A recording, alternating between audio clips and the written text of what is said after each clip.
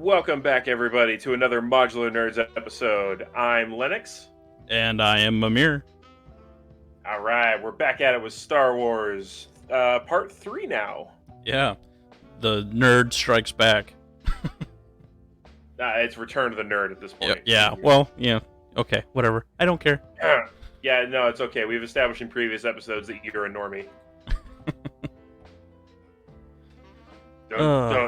Don't talk to me or my son again, you filthy casual. I think I was going more for like Revenge of the Nerd, but that's already a thing. So I was like, my brain was like, skip ahead. Yeah, nice defense, normie. Hey, I had a plan for it, okay, but it was like my brain went on like auto. It was like, nope, you can't say it. Jump ahead, and that's the first thing that popped into my head was like, Okay, so for this episode, we mentioned that we're going to talk about ships, droids, vehicles. Yeah, like cool weapons, aesthetics. techs, things like that. Yeah, I mean, goes without saying, like we're going to be like the 5,000th video on YouTube to talk about how cool lightsabers are. Yeah, well. Oh, real quick, I want to mention, I think it's the Hacksmith. They've been like trying to make lightsabers a thing, and they've pretty much made lightsabers a thing. So yeah, no, I've seen some of those videos. They are very interesting. Yeah, IRL lightsabers, super dangerous, like horribly impractical, but also so cool. yeah, real quick with like the lore on like the first lightsabers that were made or whatever. They had like a backpack, and it was kind of like it had like a hose that like attached to it or whatever. So that's basically what like Hacksmith made. They made like the backpack version, so like the first versions of the lightsaber, and then I think they condensed it down, and they have like mini versions which they look like little lighters, but they're like really powerful lighters. It's basically a mini like letter opener lightsaber. It's like, just a plasma torch I keep in my pocket, just in case I ever need to light a cigarette. Yeah, that's what it is. So, but anyway, we can move on from laser swords. That's so dangerous, though. Just thinking about this, like, every shop class teacher in the world just cringed at it. It's like, I told you not to play with those. Yeah. All right. Well, do you want to say anything about the like? Obviously, we'll eventually talk about lightsabers, but let's move on to something more interesting, I guess, and less like covered. All right, something I've heard less covered. So you've seen the new movies, all right? I'm gonna throw you a bone here. You've seen the new movies. Yeah, you're talking about like the sequel trilogy, the Disney Star Wars 7, 8, and 9 sequels. or whatever. Yeah. Well, if we have to refer to them as such, then yes. Yes.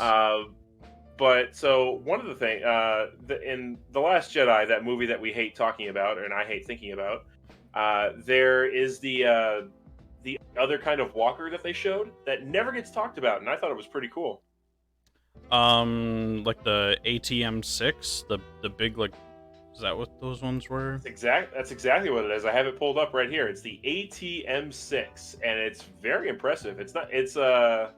It kind of reminds me of a gorilla with like how the front legs are modeled now.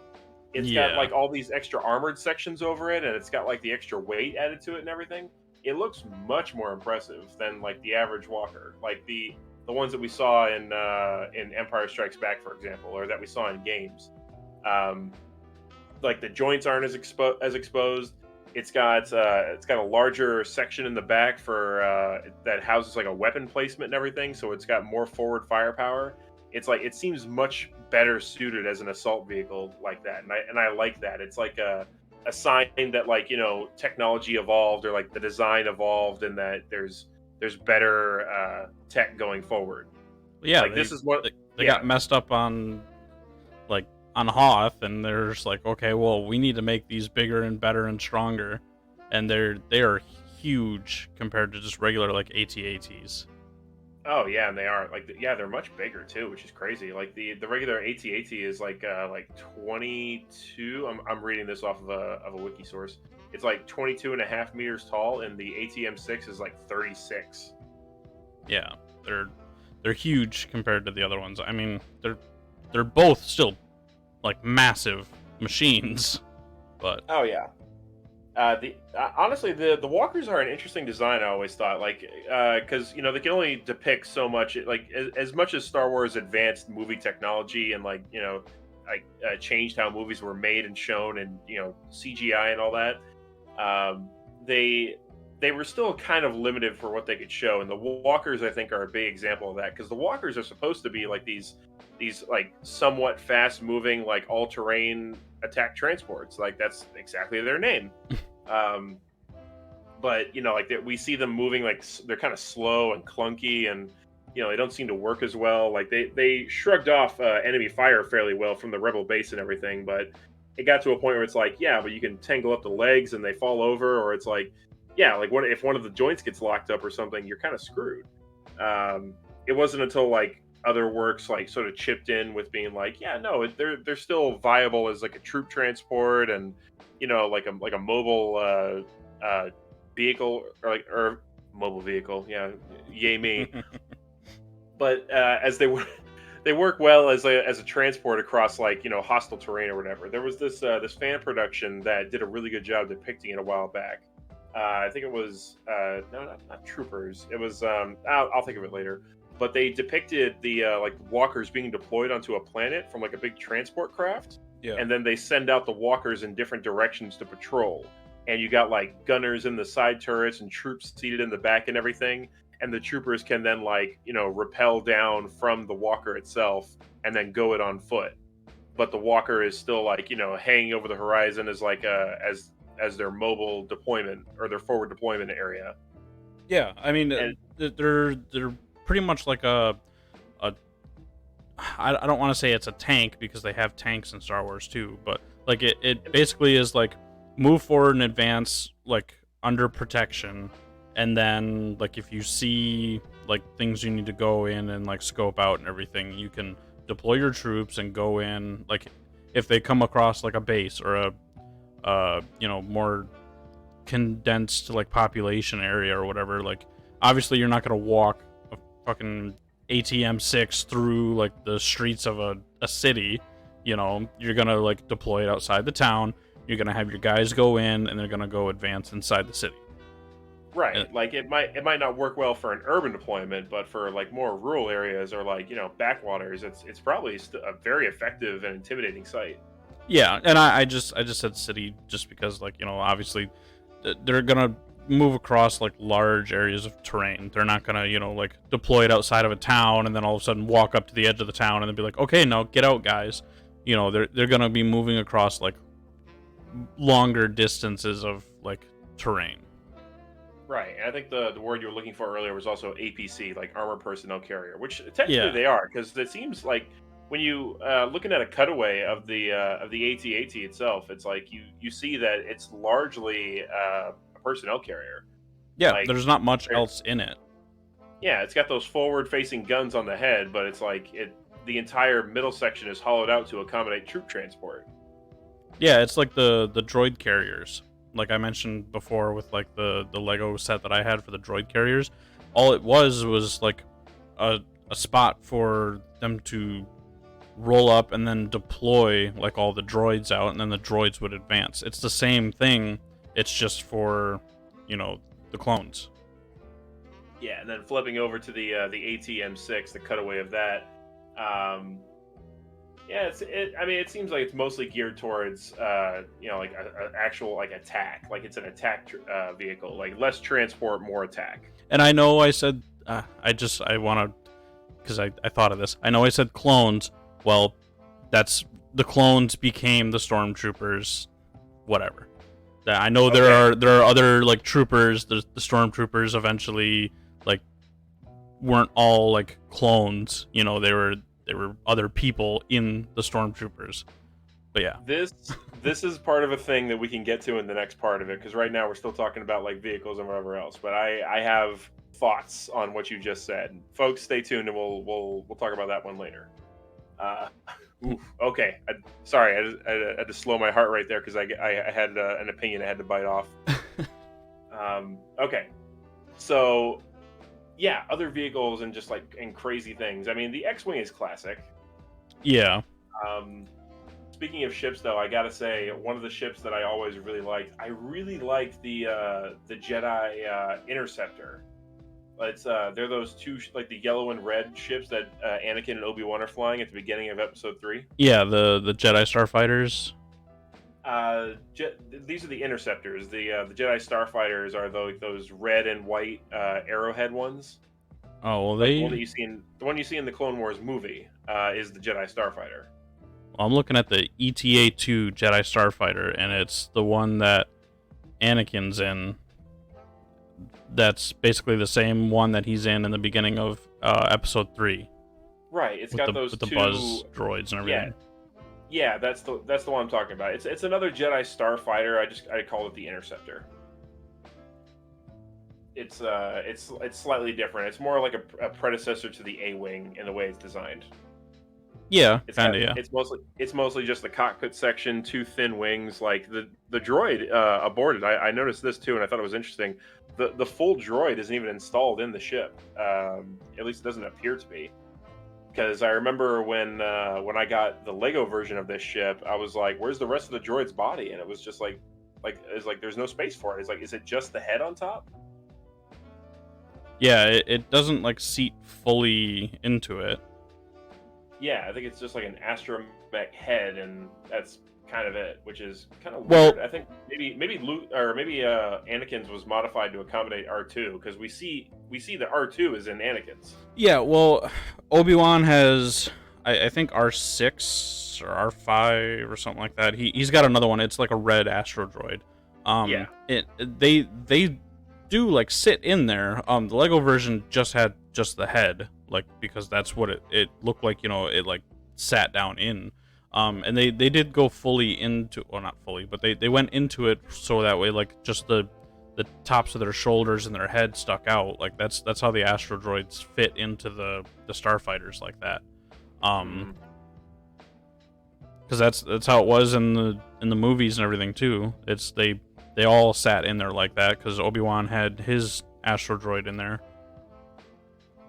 Yeah, I'm staring at it, and like I'm pondering the physics, and there's another part of me that's just like, just relax, because it's not too important, but it's like, damn it, this is nerd culture. We're supposed to be better about this. Well, I mean, if you look back at the movies, they did sit in there. Like, I want to say like 80% of their body was like in the side of it. So. Yeah, okay, well, I'll let it slide for now, and I'll properly chastise you and me later. I do really like the Jedi Starfighter designs, though. Like, they're very sleek, and I enjoy the aesthetic. The one from Clone Wars is almost like a racer with like its cockpit all the way back, and just like the arrowhead design, like built for speed. The Interceptor is like an even lighter version of that, also built for speed and maneuverability. Like, we see them like doing like those spins and like dodging enemy fire at the beginning of Episode 3 over the Battle of Coruscant. Yeah, and I mean, just to kind of comment on like Anakin's ability and everything, like he was like an amazing like starfighter pilot. So, well, yeah, like Jedi in general made good pilots just because of like they had fantastic resources. They had a good sense for danger. They were very like physically active. Like, Obi-Wan complained that he hated flying, but even he was a fairly decent pilot from what we saw. Yeah, but Anakin was a step above. He was one of the best because like of his reaction time. Like, which is why he was so good with the pod racing. Oh yeah, like the way I see it is that like every Jedi, like anyone can be trained to be a pilot. Being a Jedi means that you're naturally gifted to be a better pilot.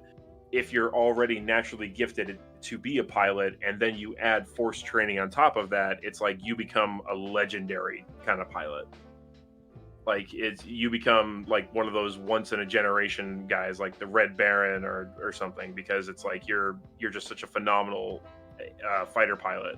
Like you perceive things differently from the cockpit than other people. Yeah. But like I mentioned, the pod racers, those I love pod racers. Like, now this is pod racing.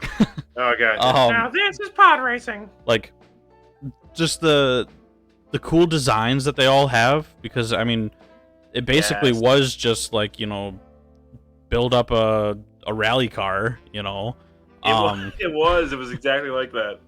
but it was so cool, like listening to the sounds of like all the different pod racers. They all had like a different sound, and when you heard like Sabalba's, like, oh, that was so great. It was like the go go go go go go go go go, and I was just like, oh, that deep bass sound and everything. It sounded so cool. Yeah, like your grandpa's truck turning over, and it was just ooh, it was so like it had that like the bass reverberated or Reverberated.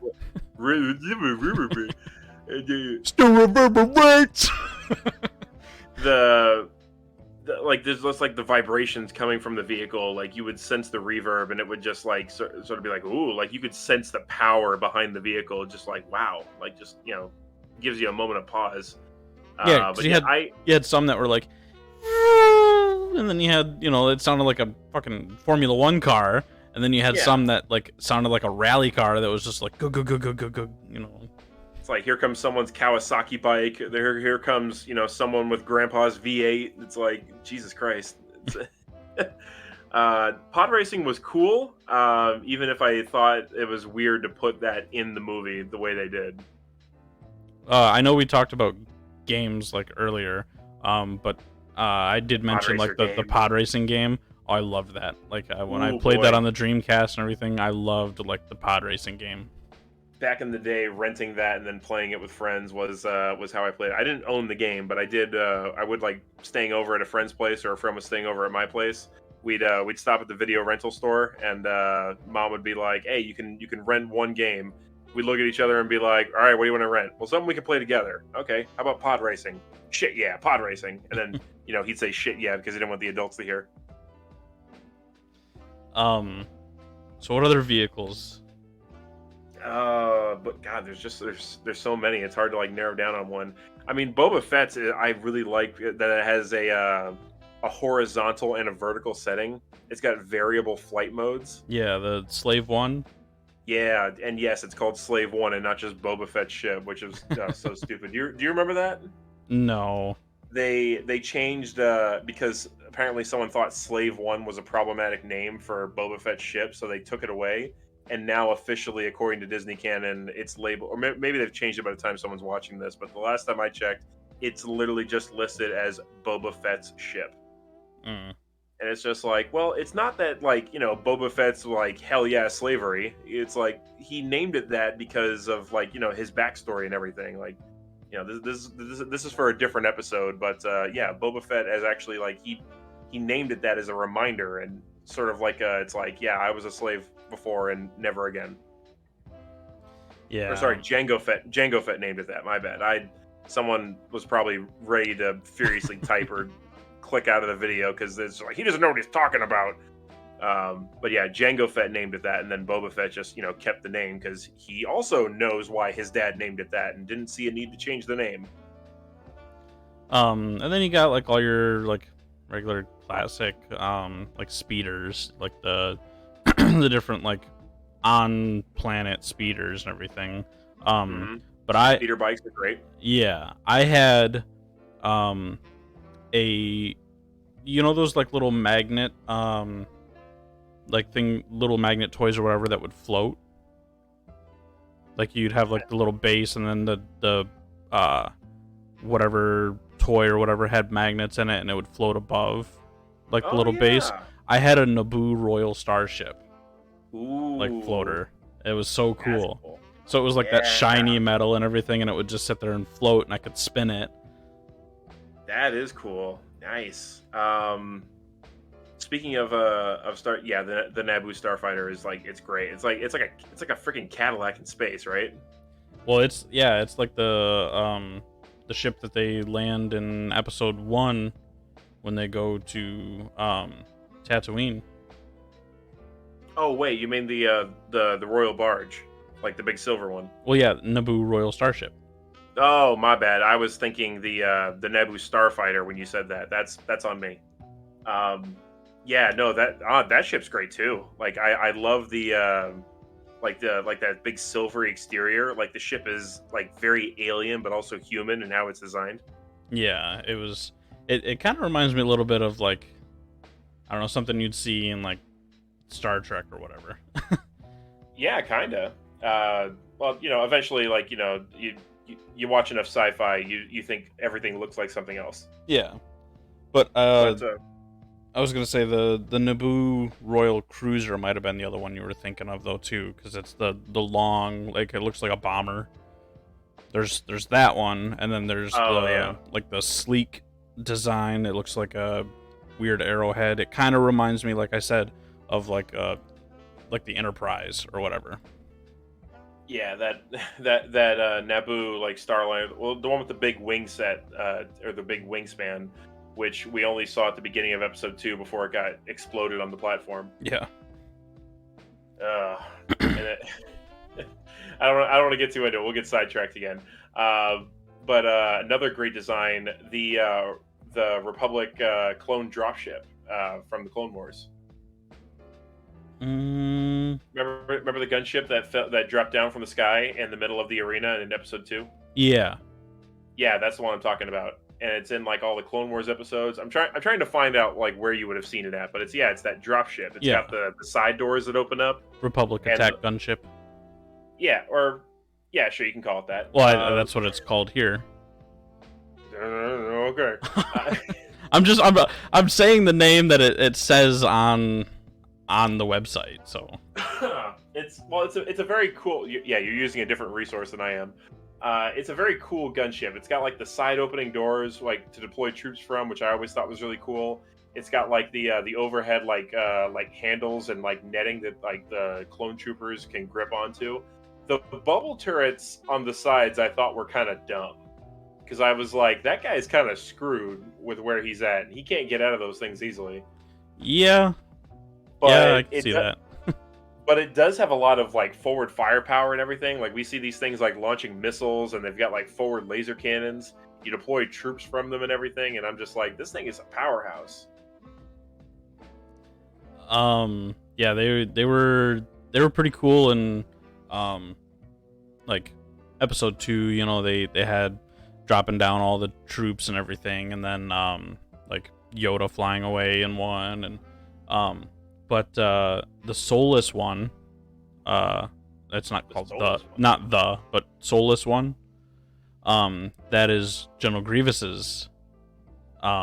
It's the custom. It says here it's the customized Bell Bulb 22 Starfighter.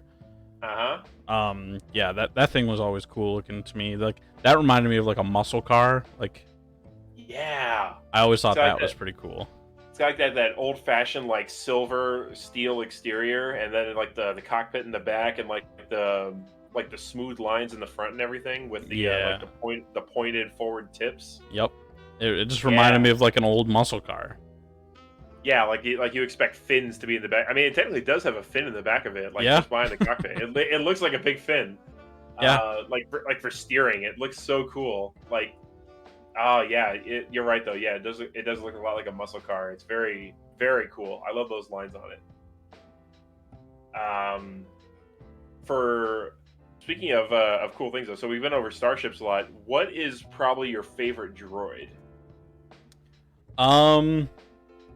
Well, I know we kind of mentioned them in the last one, but the Magna Guard. I love the Magna Guards. They're so good. I mean, they're badass. I mean, come on. They are. I kind of like the what were they called? Let me find them again real quick. The Hailfire droids. Yeah. the big wheels and everything, and they were on Kashyyyk, or Yeah, Kashyyyk or whatever. Yeah, they were like Cash. going after the Wookiees. Yeah, they were rolling out of the ocean and everything. Yeah. Man, I don't know if you remember it or not, but so back when the lead up to Star Wars Episode 3 was happening, they really hyped up the toy sales and everything. And I remember this is like probably when the scales fell from my eyes, as it were, because I like the way that they hyped it up in my mind. I expected to see much more of all this stuff. There was like that big Republic attack truck that they had, and there was like all these separatist vehicles, including like spider droids and everything. And Yeah. the way they hyped it up, I honestly expected that like the battle for Kashyyyk was going to be like a much bigger thing than it was. Instead, it like there was maybe like a total of like 3 to 5 minutes of actual battle footage where we saw these vehicles. I mean, if that, like it's very brief. Like we saw like a few seconds at a time of the actual fighting going on, and we barely got to see any of the vehicles. And as a kid, I was just like, "But my favorite vehicle! Like I thought we would see more of it." Yeah. The ads made me think it would be much more prevalent. That's why they tried to sell the toys so much. And that as a kid, I was like, "Oh, marketing!" Like it took a while, but it's like that's when it sort of like struck my young mind that I was like, "Oh, marketing." They just needed to sell toys. Those scenes probably only existed because they're like, we sold a lot of toys. You need to make sure we can see at least 30 seconds of this vehicle, or like the truck, or the what was it, the hell wheel, the hell diver, The Hellfire droids. hellfire. That's right. Yeah, I blanked on the name for a sec, but yeah, it's like okay, well we can show like 10 seconds of hellfire droid because we sold so many toys, but that's it. Yeah. Droidicas. Droidicas. I love the idea. Destroyers. Yeah. Yeah, just like roll the droid into battle and then have it deploy on like a tripod legs, and I'm just like, yeah, Yeah, they bust out their shield and then they just start blasting through the shield. hell yeah, Yeah, those which were cool. super dangerous. And it in the lore they had to explain why it's like, okay, this droid has a shield that they can fire its weapons through. Why doesn't everyone have one of those? And they had to like write an explanation for it. It's like, yeah, the power unit that keeps that going isn't that good, and also like they're super radioactive close to the actual. They emit radiation as they're doing it, which is why they put it on a droid and not on a human. So I don't know. To me, I always thought that was kind of cool to like look at afterward. Where I was like, oh yeah, that droid is putting out radiation as it's firing lasers. It's like, what a dangerous creature that just rolled up. Yeah, well, I mean, it was really cool in the games too, even to like go against them, because the shield had like a limited time that it could only hold the shield up for so long. So it was pretty Yeah. cool to like, it made sense that like obviously it's not gonna have like the shield the entire time, because then yeah, that'd be overpowered and dumb. Yeah, that was in the Battlefront games, right? The shield had only limited deployment time. Yeah. Yeah, to keep the game balanced, that makes a lot of sense. I remember that in the Galactic Battlegrounds game, which I still need to get you to play.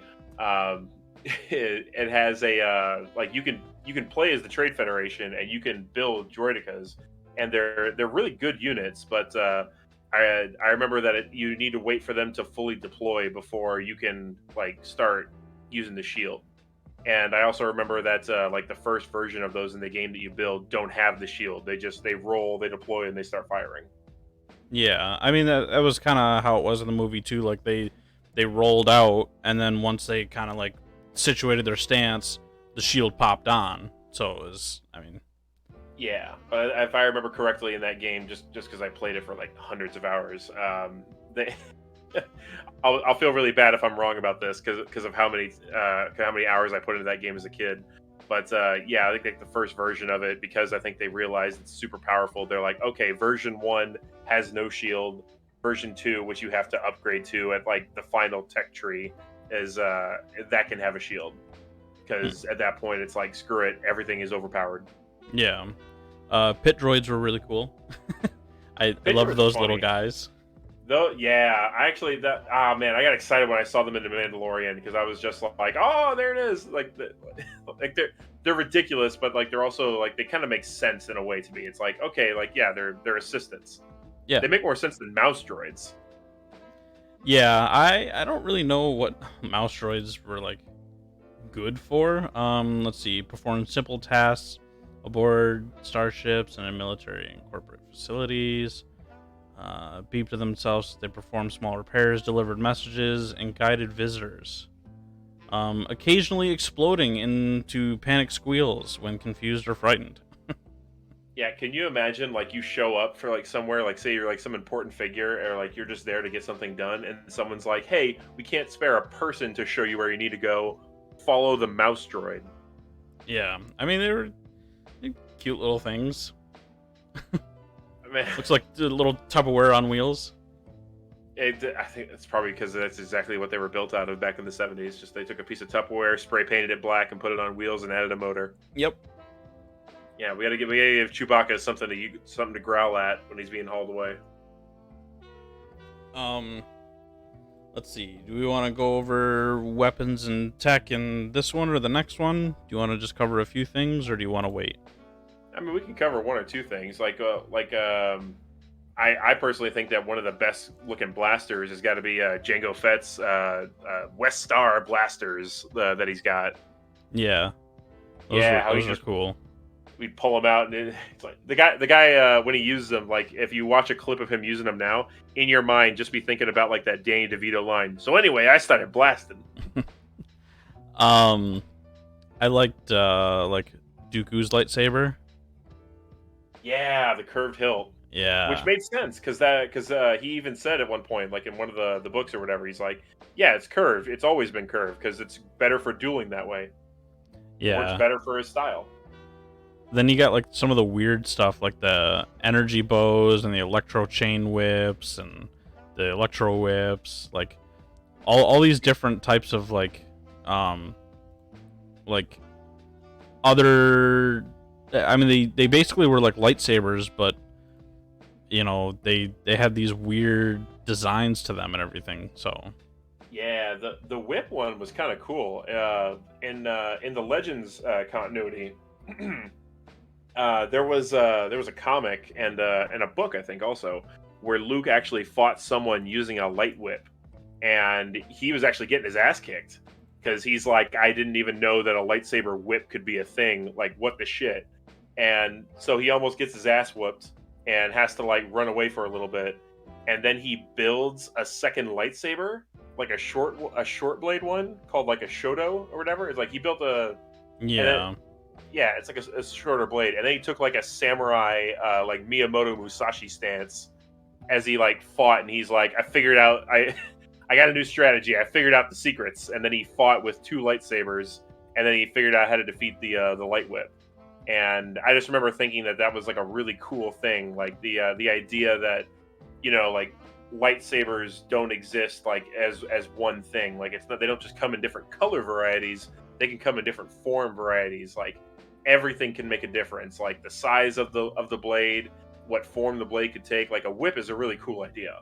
yeah. Like Luke Skywalker, I think, even said, he's like, a whip is a really interesting idea, and you can probably surprise the hell out of your opponents when you pull it out. But if you have experience fighting it, like like the question becomes, why doesn't Luke use one then? Why doesn't everyone use one? It's like, well, because once you figure out what the trick is to fighting it, it's less useful than just having a regular lightsaber. Like simple is better in a lot of cases. Yeah. And then you have like the Chewbacca's bowcaster and everything. I love the bowcaster. Which, okay, I will say one of those things that really bothered me about the new movies was Han shooting the bowcaster. And Yes. the reason I say that, because some people might get all mad, is because the bowcaster is supposed to be really powerful. It kind of like he mentions it's got a kick to it and everything, but it's supposed to be like so strong that like most people can't like hold it. They can hold it, but they can't like fire it because it will like knock you on your ass like it does. But that's that why makes sense, Wookiees too. carry it. Exactly. Like firing that thing off should be like firing a 50 BMG. It's like you can do it, but then you'll be like, "Hey, I can't use this normally." Yeah. Like So like this it's impractical for regular combat, which makes a lot of sense. And, it's Wookiees being much stronger than baseline humans, it makes sense that they can build guns with more kick to them. yeah. Um, and then you got like the dark saber and stuff like that. Like all these different things, and we can go into like way greater detail on. But yeah, Yeah, there's Darksaber's okay. Like I like the color of it first off. Like a black blade is like really cool, but and I have my own thoughts about the Darksaber like in its entirety. I mean, it's a cool idea, but I think people took it in the wrong direction.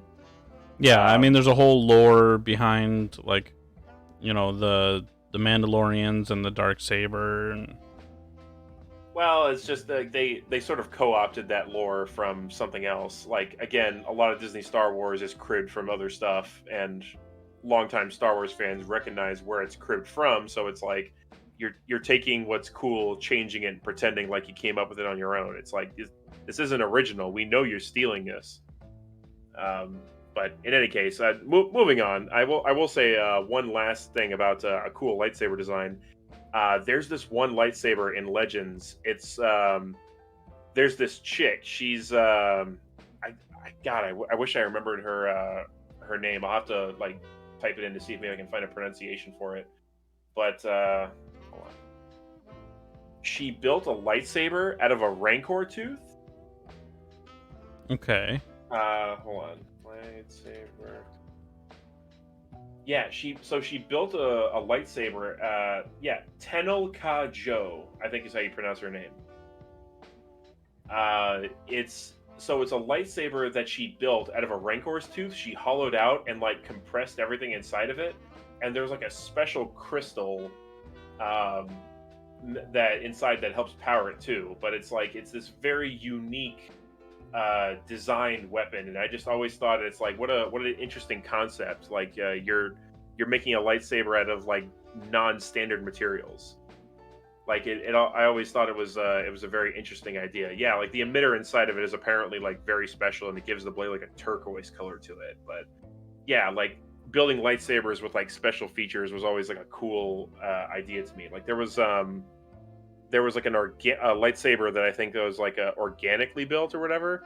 There was long story, but like there was this Jedi on the planet Osis who was like basically a giant tree person, and before his death, he gave Luke Skywalker like some lightsabers that he'd been guarding. Where he's like, "Oh, they're like organically built lightsabers. Like they have components inside of them, but like the hilt, they're living things. I think, like they're made out of organic material, like tree bark or like coral or limestone or something. Like Yeah. some sort of material like that. Something that can be like it's very hardy for an organic material, but it's not like impossible to think of. It's like, okay, this is decent material, like it's durable, like it won't break easily. But yeah, I always thought that was really cool. Like, yeah, like a Rancor tooth lightsaber, and I remember as a kid thinking, it's like, wow, if you ever turn off the blade, just flip it around and use it as a knife. Yeah. That's a big ass tooth. Yeah, I was looking at some of the pictures here of it like on her back and everything, and it's pretty massive. Yeah. Oh, it's very impressive. I don't think it's I don't. No, actually, I think it is about that size. Yeah. So I was wondering if you were like, if maybe I was looking at it wrong, but yeah, no, it's a fairly decent sized weapon. Yeah, I mean it's still, the size of a lightsaber, but it's this long ass tooth. Yeah, like she can grip it in her hand. Yeah, because there's this one picture that like it looks like it's massive, but I think it's just superimposed over a picture of her in a Rancor. Yeah, I see that one too, but yeah, but like the ones of her holding it, like it's still huge. I But meant it's like, yeah, as a tooth is what I meant. Like it's huge. yeah, like you'd think that like if the blade ever stopped working, it's like, well, I still had this big knife, this big tooth weapon. Yeah, there's lots of cool weapons and tech and everything. I mean, we didn't even get into like most of the tech stuff, but there's like so much that is in the whole Star Wars universe, canonically and non-canonically, and like all the Gungan's weapons, and like I mentioned before, and everything. You know, like there's so much stuff to go over with all this. He brings it back to the fucking Gungans, people. Do you see what I'm working with here? I'm having this conversation with a normie to entertain all of you. I hope you understand my pain. What, you don't want to talk about the Boomas? End the episode. End it right now. Alrighty, guys. I need space. I need to get space from this recording studio. Alright, guys. Thank you so much for watching. I hope you enjoyed. Please make sure to like, comment, subscribe, share with your friends, check out the merch shop, and we will see you in the next video. Pray for my soul. I'll see you all next time.